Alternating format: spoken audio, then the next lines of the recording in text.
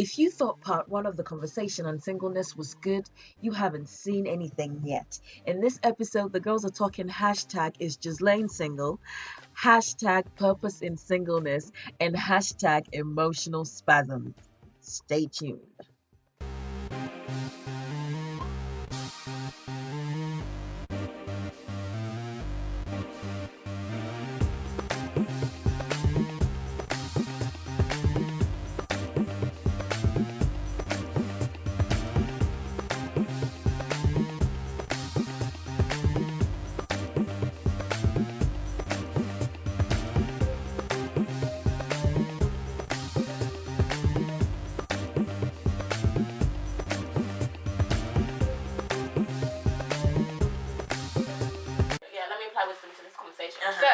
Jesus, okay, hallelujah. Yes. Clarify. Yes. So, no, I am completely and utterly single. No one can claim me, no one can say that, no one can say this. Because I am myself, Are you convincing yourself? Okay. No. Yeah.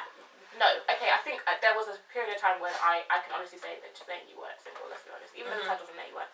Now, I can honestly say I am, because I am making the moves in order to cut ties is the right word, but putting boundaries in place to ensure that, Ghislaine, you're not, you can't say you're single and then be living a life that's not single and then be wondering why you're not progressing in life. Yeah. So you say progressing in life, what area of life? I mean, because I think in singleness you are being prepared for something, does that make sense? Whether it be your purpose, whether it be marriage, whatever it is, you're being prepared for something. And then when you're in a relationship, sometimes that preparation is either stunted, hindered, and it's definitely stunted. So I can say honestly I am single, but I think so my thing is I'm not AJ yet. There's a scale.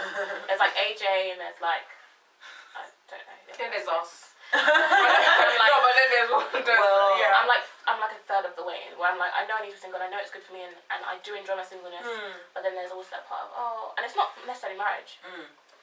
It's just having someone there. Like I see married couples and I'm like, so sweet, one day, but it's not like now, because every time someone says, are you ready? I'm like, no. Are you kidding? No. So that's where I'm at. That's so funny. I feel like I am. You're ready? Yeah. Really? Yeah. I mean, I'm saying really, like, what is your I feel like you are fully wifey material. Even that jollof that you made today. You're so funny. But what is it that makes you feel I like think the readiness is, if it was to come, I wouldn't shy away from it, because I know God has equipped me with the ability to use wisdom and discernment to judge whether this person will be a complementary addition to the purposes that I now know I already have, because I know that God has saved me. I know I have a purpose. I know what I'm called to do, and I feel like I'm ready to build. Does that make sense? So not ready to go to the altar, but ready to build with someone in partnership to go towards the altar. I feel like over the process, God has prepared me for that. And I feel He prepares you with the fruits of the Holy Spirit, because you're going to need patience, you're going to need love, you're going to need peace, you're going to need self-control. And with those, I see the Lord inputting that in me, challenging me. That's so important, the complimentary thing. The compliment, like you have to have one that's complimentary. And so often people, they say, our husband is the one. Obviously, he's our leader, and we have to compliment him. But also in the same breath, it's your purpose and his purpose are meant to align. It's not just his purpose. And I think that's why singleness is important. Because when you discover your purpose just by yourself, it's much better. If you're discovering your purpose in the shadow of somebody else, his vision tends to cloud up your vision. Do you understand? So it's like, okay, I think that I'm supposed to be this person, I think I'm supposed to be doing this, but then he's doing something different, so then I'm confused. But if you come in knowing who you are, then it's like, okay, this is who I am. How do I fit in with who you are? How do you fit in with who I am? Then we can bring the visions together, and then that's so make powerful. stuff happen. The power of I'm trying to think of a very lovely word. Knowledgeful is not knowledgeful a word, but we're going to make it a word. Hashtag knowledgeful. Hashtag knowledgeful. Sounds so terrible. Knowledgeful partnership. So not blind partnership. Knowledgeable partnership. Jeez Louise. And you're the teacher. And I work in a school that's so bad. I think I need to spend more time with the staff. I think if you're scared of singleness, if you do go into a relationship, you would be less likely to leave something that's harmful for you, or maybe not complementary to you, or fitting for your purpose, because you're scared of being alone. And so I think oftentimes people can stay in something or put up with something because of these feelings of insecurities and loneliness. And I think for me with singleness, where I've been with it is, I haven't had much time to be single because I've been very much involved in a relationship for a very long time. And so when I came out of it, I think it was good in the sense that I knew that I now know certain things that I'm looking for in a partner, and I know certain things that are very important to me. Not to say the people I was with were bad, but no, I know what matters to me, and I also know my value and my worth, and what I think is very important when you're single, to have an idea of what is it that you want, so you don't just accept anything, and also to have an idea of where it is God is taking you, so you don't just go with anyone down any path, and then also to just and it's very easy to do. I think also you learn. It's life is all about learning, and I think you can learn in your singleness sometimes some really difficult lessons, to not follow your emotions and to not follow your feelings, and it's so easy to do. So with me, I think my struggle has been more so with my emotions, and it's those times, because I live by myself, so it's the time when I'm alone, I'm in the house and I'm alone, and I really crave partnership and I really crave company, but then at the same time I think it's so important to have the right partnership, and because even little conversations are leading you down a path that you're taking with that person. And I've been in the thing where I'm single by title, but I have friends, and these were sincere Christian friends. But then at the same time, we had this emotional bond that I couldn't feel single, even though I was single, because I had such a close, not intimate like sexual, but like intimate as an emotional relationship with people. And I think it's when I really cut those off, and then for once I'm actually single, and I'm like, it's not too bad, because initially it was like, no God, don't let them go, etc. But then it's like, now I'm learning it's actually not bad. I have clarity in where I want to go. I'm actually excited about finding out what I'm going to do with myself, because sometimes you can get into relationships because you're bored, because when you don't have a purpose. And I think that's the thing. For me, that's the biggest thing about being single, is that you find yourself. And like I'm always like, I'm trying to live my life on purpose. I'm always trying to live my life on purpose. But the reality is that if there was somebody else there, I wouldn't be as focused on my purpose.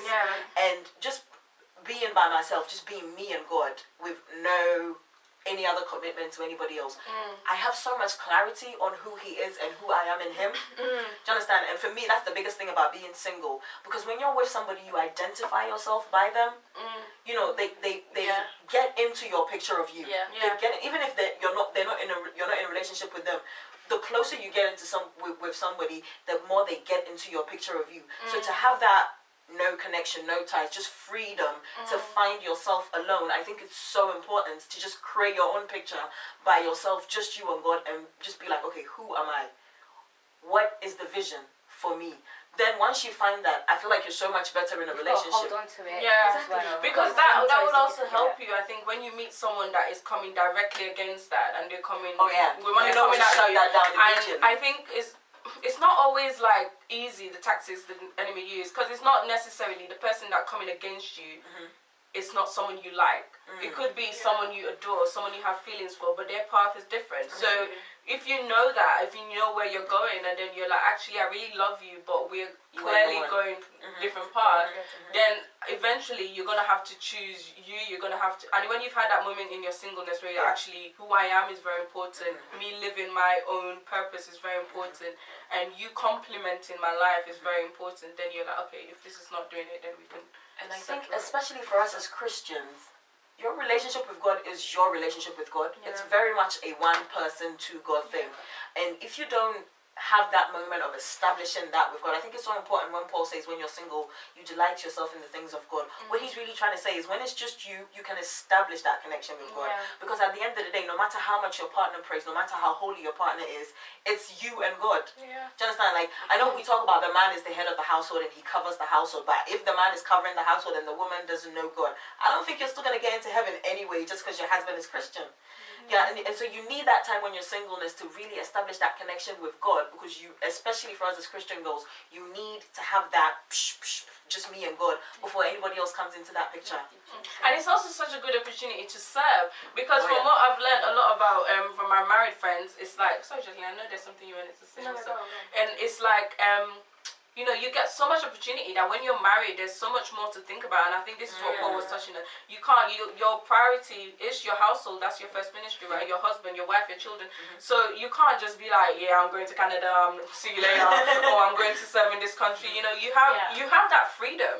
And actually, there are times, you know, I sit in my room and I look around, I live by myself, you know, living by myself, I love it. I love being alone sometimes. Sometimes maybe too much. And, you know, I love friends like Dre because they really, when they come around, I love it. I love it when she comes around, but she's that person when she knows she likes her space, so she'll go and have her space in her room, and I'll have my space. It's just perfect.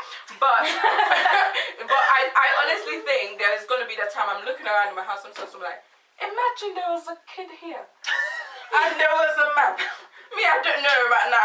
You know, I started like look around and I'm glad, like I'm glad I'm single. Or when I just book a random trip to go abroad, I'm just like, I love no one to consult. I love it. I'll just be there, be like, hey, Lana, what's going on? She's like, I'm taking leave in 2 weeks' time and I'm going to Barcelona. Oh, okay. I love that. I love that. If you had you know, even I've learned, even in a relationship, sometimes you don't ask your boyfriend, but you know, you communicate that because it's important. But imagine with a husband, you know, you're going to talk about holidays. He has to be okay with you know. And then even with serving in ministry, you know, I can throw myself into service. I'm not saying you can't serve when you're married. So maybe, I have choir practice at 1 o'clock on Friday nights. If I was married, could I do that? Especially when the kids come, it's like, oh, there's so much to do. There's so much little time. Sorry, wait, you have choir practice at 1 a.m. Yeah, because that's the only time everyone is free. So we rehearse from like 11 to 1 or 2 You guys are committed. That's really good. That's the only time everyone is free. Like we all have a million and one things going on. So literally. That's amazing. That's commitment. And the funny thing is, we're all single. Like there's nobody married in our choir. Yeah. It wouldn't happen.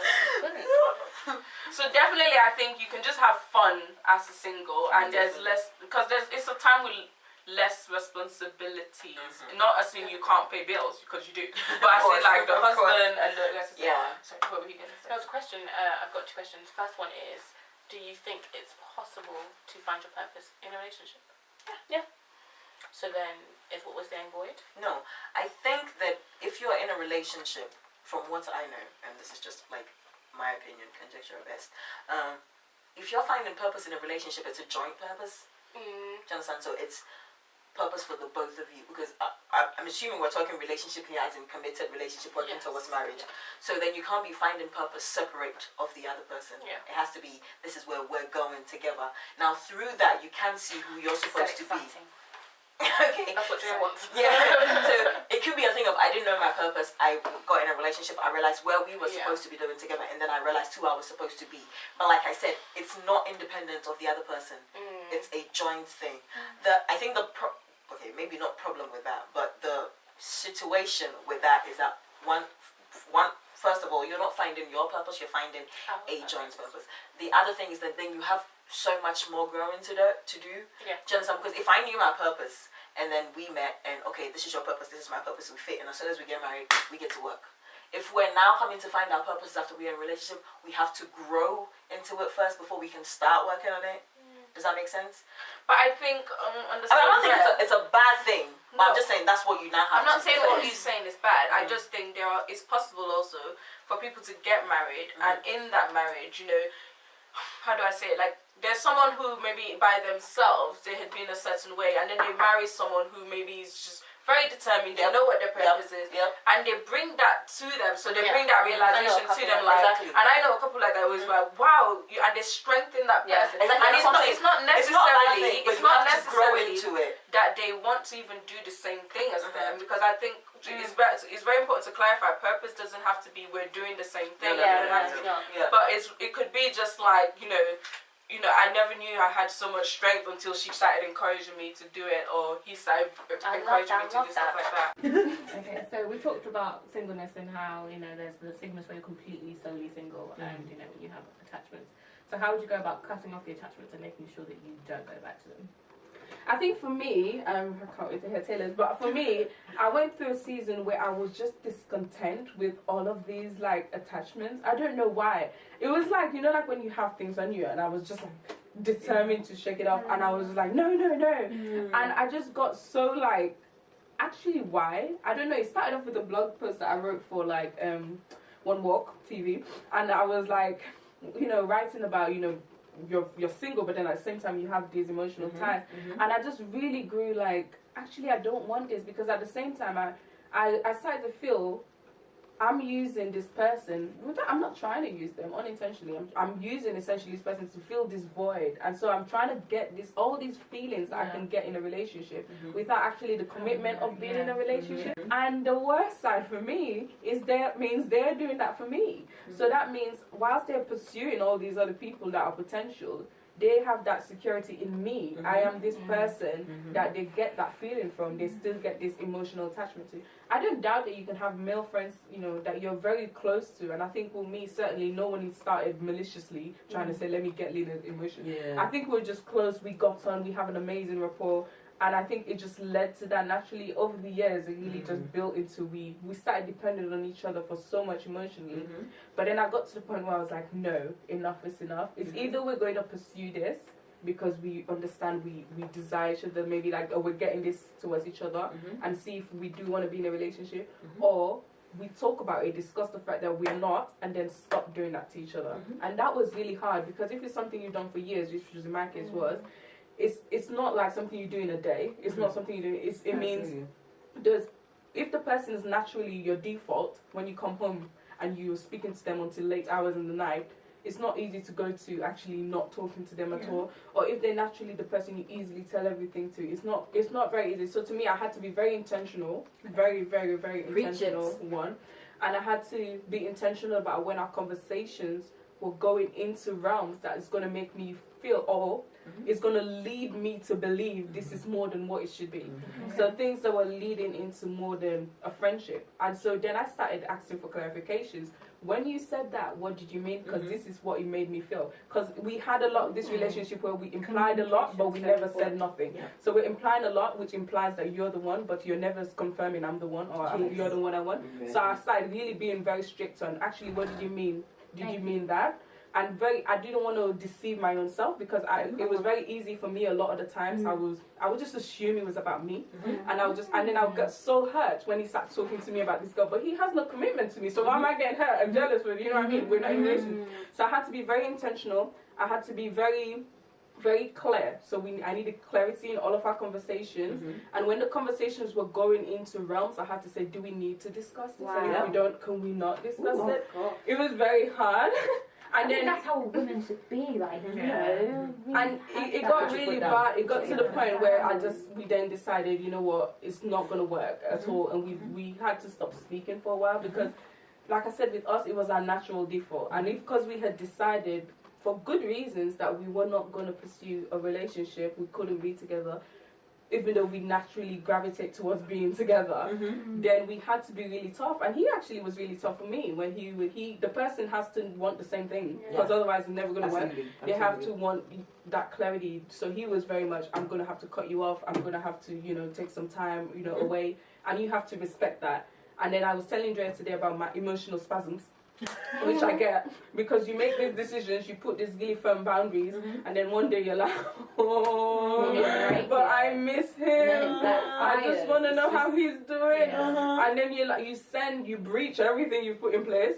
But then if you have someone really good, they'll affirm, then go, what are you doing, you know, this is what we're going to say. But if you don't have someone, they'll be like, you go straight back into that. Or if they're really over it, they're going to be like, why are you texting me? But,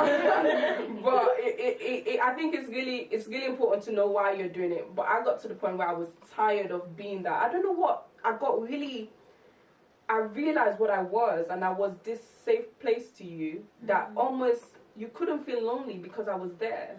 And I didn't mean nothing more than this person that gave you that security. I was that emotional security. And to an extent, without meaning to, you have become that for me. And I just think it's unfair. And it's unfair on our future partners as well. I had to think about that because you would inevitably go to that person. If this is what you've done for years, you're not going to just stop. Exactly. So when you are in this relationship, when your partner then says something, you know you have this person that you naturally get on with, that's naturally going to understand you. Your immediate thing is just go and tell him. You know what I mean? And that's so serious. yeah, and then I don't know. Then you wonder why your boyfriend's insecure. Yeah, I don't believe it. I used to be very convicted that you can, but.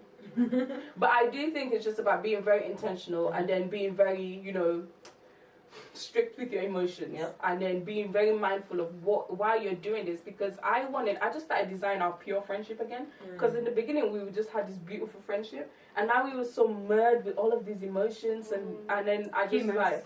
Yeah. You ain't one of us. Yeah. But I think you have to be very intentional, and then when you're not being intentional, you will have them be intentional, and even when you think they're being too harsh, they just have to be intentional for you. Yeah. AJ? I agree with everything you said. Like, I think it's so important to, if you've made the decision that we're not going to do this anymore, to put your foot down and stick with that decision. I think because you more often than not you slip into it. Yeah. You don't realize when it's happening. Yeah. So the way to get away from it is to be like because if you get lax about it, it's just going to keep continue and continue. And you convince yourself, oh no, we're not in a relationship, oh no, we're not doing that anymore, oh no, it's fine. But if you're not actually putting your foot down and just saying, this is what we need to do, we have to get away from this, we have to be intentional about getting away from this, it's not going to happen. When I'm there, I'm like, yes, and then the next day I'm like, hey. It's emotional spasm. Listen, I'm like lying in my bed around. Hashtag emotional spasm. Yeah. Oh, when something happens at work and you're like, I want someone to talk to right now. And sometimes to me, all the conversations just don't suffice. I'm just like, exactly. It's like when you crave a certain food, you don't stop until you eat it. Yeah. It's that. And the only way to stop it is to just don't do it. But it's so hard. I'm not easy. Here saying it's easy. It's not easy at all. And those emotional spasms. At all. Because especially, usually you find they're a lot like you, and they support you. They say the right things. And then imagine having that emotional uphold for a very long time, and then suddenly you're trying to move it. I think your first thing is either make the mistake of find someone else you become this thing with, or if it's not someone, find something else you do this thing with. Or you just accept. I remember what I said, we're all gonna be lonely in here. I said that to them once we just have to accept we're gonna be lonely. Just accept it, like I feel lonely, and then talk to God about the loneliness, and not try to counterfeit it with all these other things you could use, and then just do it. And then eventually, after a while, you don't even notice that you guys slip out of it. So you're saying that loneliness that you once had, you don't have anymore? No, I definitely get used to it. Towards that person, you get used. I think I'm so lonely that I don't realize I'm lonely anymore. No, seriously, I think you just it becomes your normal, and then the other thing is you find your joy in it, you find your contentment, and it's not a problem to be lonely anymore, because if I'm on my own, I'm talking to God, I'm doing this, and I'm okay. Lonely. Yeah, exactly. That's the thing. So you grow through it to get to a place, but you have to be very intentional. That's the thing. These things don't just happen. No. And I got to the point where I rather feel the loneliness than be in that point where I was his emotional crush, or where he was my emotional crush. I rather sit at home, and there were days when now it's so obvious I'm talking about someone intentionally, but there were days where I missed this person, but I would rather just be at home talking to God about how much I miss them and how much I want to speak to them, but I'd rather talk to God about that emotion than tell them that, because that's then going to lead us, and we have done this for years, right? So that's just going to lead us to another year of us going around in a circle, and it's a cycle. It honestly is, and this person is not bad. That's what makes it difficult, because this person's not bad, this person's good, and this person often has so many attributes you're attracted to and you love, but if you guys have decided we can't be together, then let's not do it to each other anymore. I think the one thing that we forget all the time is that God is your help. Like, no matter how hard it gets, if you are doing it for the right reasons, God has got your back. It might not always feel like it, but God has got your back, and just bear that in mind. It's so important to remember God is with me in this. God is with me in this no matter how lonely I feel, no matter how much I want to go back to that person, no matter how bad it feels, God is with me in this. And it probably won't make it easier. That's the thing. Like at the beginning anyway, it won't make it easier. But after a while, you find your joy in God. You find your focus in God. And then it's like, okay, I miss him, but I'd much rather be here with God. I want to go and talk to him, but I'd much rather be talking to God. And you have to train yourself to get to that place. It's not going to happen overnight. But and even if not God, other people, you know, I started not in the same way though. Not in the same way. Not in the same way. But I was gonna say more intentional about my relationship with females. So my sisters that were it's gonna sound so cheesy, my sisters in Christ, but the literally the girls in my church that were in my accountability group. So being more intentional about telling my emotions to females, because I was so used to communicating to males and particularly him, that I had to be so much more intentional to call a girl and to tell a girl this is what I'm feeling, and because I know if I form that relationship with a girl, it's just a close bond and we're not going to become like attracted to each other like that. So there is safety in that relationship, and I really wanted, and then I got into a relationship as well, so I really wanted to honor the person I was in a relationship with. I didn't want my emotions to, because sometimes it's just one thing they'll say and you know you feel this and you're like, I didn't want to feel none of that, you know what I mean? So I was very intentional about this person is who I'm with, and it wasn't even I'm doing it because of you. I got to the point where it was literally like, stop, we have to stop, we can't, it's not, I don't know, I think God will bring you to that point where you're like, no, I'm worth more as well. I saw myself as being worth so much more than being your emotional crutch, like, and I started to honor him so much more because I'm like, why would I do this to him? Like, I love him. He shouldn't just be the person I pour out and then just count on him to be there. So, yeah. Wow. Yep. That's some good stuff, guys. So The conversation continues next week, but in the meantime, why don't you let us know what you think down in the comment section. Thank you very much for watching. Oh, and there's a giveaway coming up next week, so don't miss it. hey, thank you for watching the Faith Girls Cafe on Her Walk TV. Be sure to subscribe to our channel.